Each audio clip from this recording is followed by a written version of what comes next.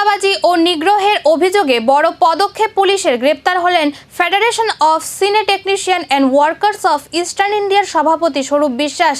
Recent পার্কারের এক মহিলা makeup আর্টিস্টের অভিযোগ, কাজ দেওয়ার প্রতিশ্রুতি দিয়ে তার কাছ থেকে ৪৫,০০০ টাকা নেওয়া হয়েছিল।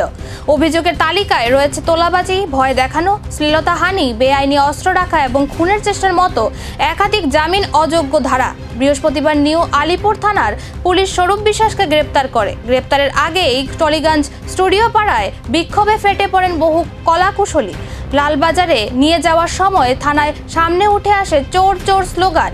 এই ঘটনার রাজনৈতিক তাৎপর্য কম নয়, কারণ মাত্র একদিন আগেই বিজেপি বিধায়ক পাপিয়া অধিকারী দাবি করেছিলেন টলিউডে ফেডারেশনের আধিপত্যের দিন শেষ হতে চলেছে। এখন প্রশ্ন, স্বরূপ বিশ্বাসের গ্রেপ্তারি কি শুধু একজন সংগঠনের বিরুদ্ধে পদক্ষেপ, নাকি এর জেরে টলিউডের ক্ষমতার সমীকরণেই আসতে চলেছে বড় পরিবর্তন? স্বরূপের গ্রেপ্তারির পর টলিউডে শুরু হয়েছে নতুন অধ্যায়। ফেডারেশনের ভবিষ্যৎ কি, আর সামনে আসবে কি আরো চাঞ্চল্যকর অভিযোগ? এখন সেদিকেই নজর স্টুডিও পাড়ার।